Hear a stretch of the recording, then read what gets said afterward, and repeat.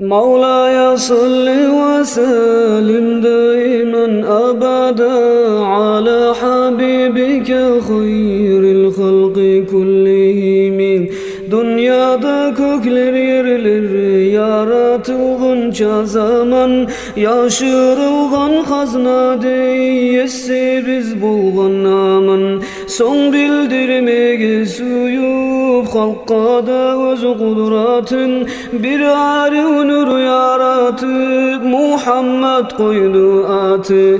Tavus kuş dey suratı nur özü yarıp beri anı konurmak üçün bir terek durgan erim. Şol terekke de konup seylamak üçün yesin uzun tasbihler etip maktadı Tengirisi. Ol buğar cevap beri bu oğar tasbih eti, bu hal bulan arada 70 bin yıllar öte. Bir yedi has kulu da 70 bin yıllar tamam.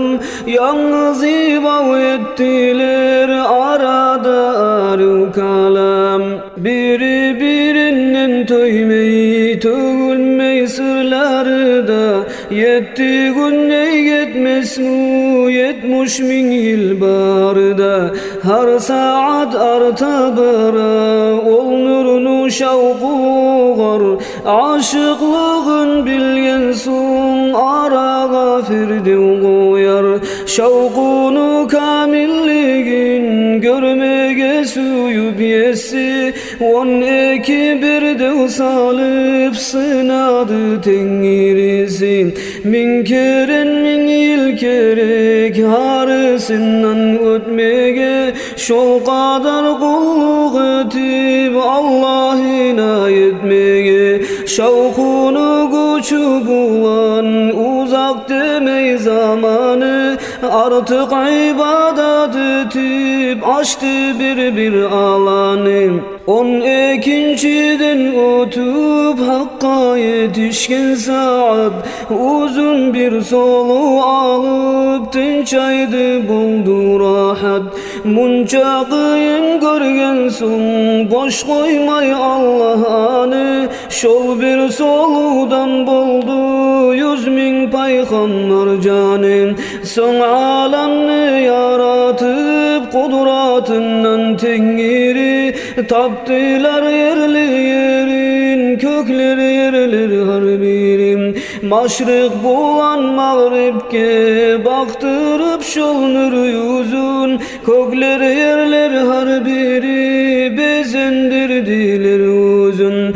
Her bir zat şol nur bulan tapgan son kamilligin, ata biz adamla da yerge yetişti yakın.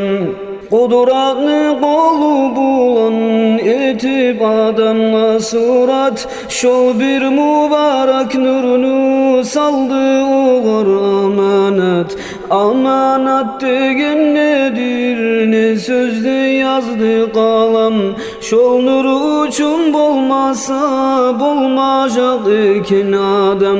Tüzün eşitme süysen işgal koymay kalamna. Şol nur gedir amanat kökte yerde adamna. Şol nurunu görse tugul adamna malayikler gaydada sucda kılıp sıylamak birir. Mevlaya salli ve sellim daiman abadan ala habibike hayril halqi kullihim. Allahümme salli ve sellim ve barik aleyh.